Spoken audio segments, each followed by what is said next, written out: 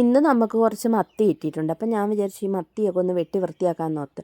അടുക്കളയിൽ കയറി ലൈറ്റ് ഇട്ടപ്പോൾ ദാണ്ട ലൈറ്റെല്ലാം മിന്നി കത്തുന്നു. അതിൻ്റെ കാര്യത്തിൽ തീരുമാനമായെന്ന് തോന്നുന്നു. ഈ ഞണ്ടേ നമ്മൾ മീൻ വാങ്ങാൻ പോയപ്പോൾ ആ മീൻ വിൽക്കുന്ന ചേട്ടൻ മോൾക്ക് കൊടുത്തതാണ്. മോള് കളിച്ചോന്നും പറഞ്ഞുകൊണ്ട്. അവൾക്കാണെങ്കിൽ ഞണ്ടിനെ ഭയങ്കര പേടിയായിരുന്നു. അവളത് മുറ്റത്ത് കൊണ്ടുപോയിട്ട് അത് ലാസ്റ്റ് പൂച്ച എടുത്തുകൊണ്ട് പോയി. അപ്പം ഞാൻ നല്ല മീനൊക്കെ വെട്ടി ഇങ്ങനെ വൃത്തിയാക്കി. ആ മത്തിയുടെ കൂടെ വേറൊരു മീനും കൂടെ അവർ തന്നു. അതിൻ്റെ പേരെനിക്കറിയത്തില്ല. അതേ ഈ മീൻ. അപ്പോൾ മുള്ള് കുറവായിരിക്കും, കൊച്ചിന് വറുത്ത് കൊടുക്കാൻ നല്ലതാണെന്ന് പറഞ്ഞ് തന്നാൽ. എന്തായാലും അതും വെട്ടി വൃത്തിയാക്കി വെച്ച്. അപ്പോഴാണ് ഞാൻ മത്തി കൊണ്ട് ഇപ്പോൾ എന്താ ഐറ്റം ഉണ്ടാക്കാമെന്ന് ഇങ്ങനെ ആലോചിച്ചത്. വെറുതെ ഇരുന്ന് ആലോചിക്കണ്ടല്ലോ, ഓരോ കഷ്ണം തണ്ണിമത്ത കഴിക്കാമെന്ന് വിചാരിച്ചു. അങ്ങനെ ഞങ്ങൾ തണ്ണിമത്തയും കഴിച്ചുകൊണ്ട് ഇങ്ങനെ ഇരിക്കുമായിരുന്നു. അപ്പോൾ അവൾ എന്നോട് പറയുകയാണേ, അമ്മ കഴിക്കണ്ട, അമ്മയ്ക്ക് ഇതിന് ഭയങ്കര പുളിയാണ്, ഞാൻ കഴിച്ചോളാം. പുള്ളി അതെല്ലാം മേടിച്ചെടുത്തു.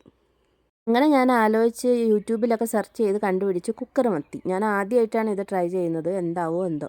അപ്പോൾ ഒരു ജാറിലേക്ക് കുറച്ച് ഇഞ്ചി, വെളുത്തുള്ളി, പച്ചമുളക്, കറിവേപ്പില, പിന്നെ മുളക് പൊടി, മഞ്ഞൾപ്പൊടി, ഉപ്പ്, കുറച്ച് വെളിച്ചെണ്ണ, കുറച്ച് വെള്ളം, ഇതെല്ലാം കൂടി ഒഴിച്ച് അരച്ചെടുത്ത്.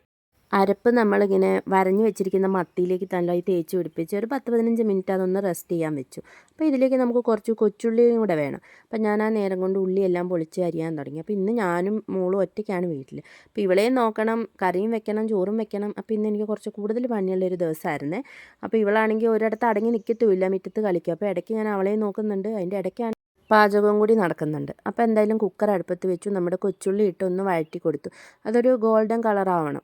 ആ നേരത്ത് കുറച്ച് കറിവേപ്പിലയും കൂടി ഇട്ടിട്ട് നമ്മുടെ മത്തിയെല്ലാം അതിലേക്ക് പെറുക്കി വെച്ച്. അതിങ്ങനെ ഞാനുണ്ടല്ലോ കുറച്ച് പുളിയും കൂടി പിഴിഞ്ഞൊഴിച്ചിട്ടുണ്ടായിരുന്നു. ആ വീഡിയോ എൻ്റെ കയ്യിൽ നിന്ന് മിസ്സായിപ്പോയി. അപ്പോൾ കുറച്ച് പുളിയും കൂടെ പിഴിഞ്ഞൊഴിച്ചിട്ട് അത് ഞാൻ ഒരൊറ്റ വിസിലടിക്കണം. ആ വിസിലിനെ ഇറക്കി. അപ്പോൾ എന്തായാലും സംഭവം നല്ലതായിരുന്നു കേട്ടോ. ആ നേരത്ത് ഞാൻ അരി അടുപ്പത്തിടാൻ വേണ്ടി കഴുകി വെക്കുന്നുണ്ട്.